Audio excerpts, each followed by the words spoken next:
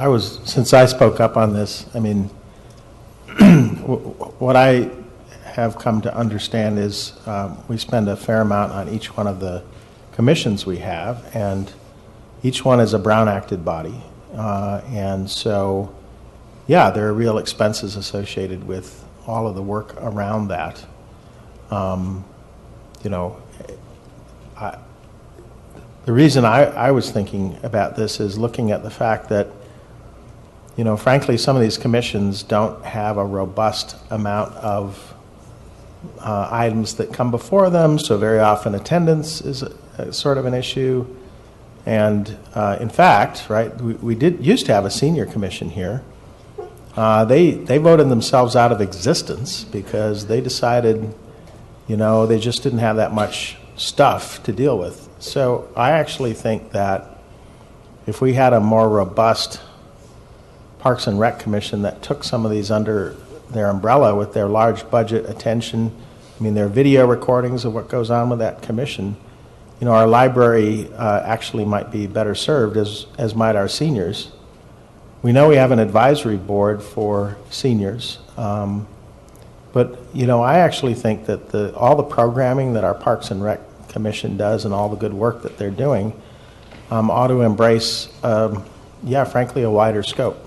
And so that's why I'd asked to study it. It goes to government efficiency, but it also goes to, yeah, the materiality of how much, yeah, individual work each of these commissions do, and whether okay, in the end we had a Parks and Rec Commission that understood that it was part of their charter to look out for the library and make sure that the programming works and be the city's advocate for with the library as an entity. And we also, you know, they also took seniors into consideration. We've talked a lot about the fact that our senior center is beloved and well used. To have no council commission engaged in it, I think, is unfortunate. I think, you know, I would give the Park and Rec current commission, I would maybe give it maybe you turn it in, you append a part of another noun to its name or some such thing, but have it embrace more of the community.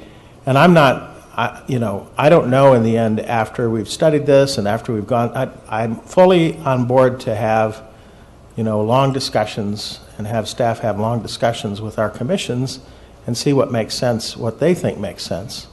But I do think it is appropriate that we at least start that discussion, and that's all this is. It's so blame me, any of you on the Library Commission. I know, and the other thing, right, is we have a appointee to the Library Commission who is it? Darcy, you're doing it?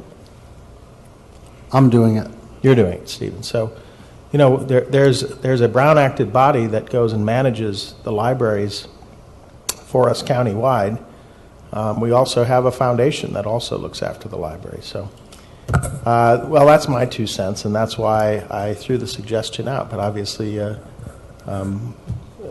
those of you who, there may be other opinions up here, so I'll stop there.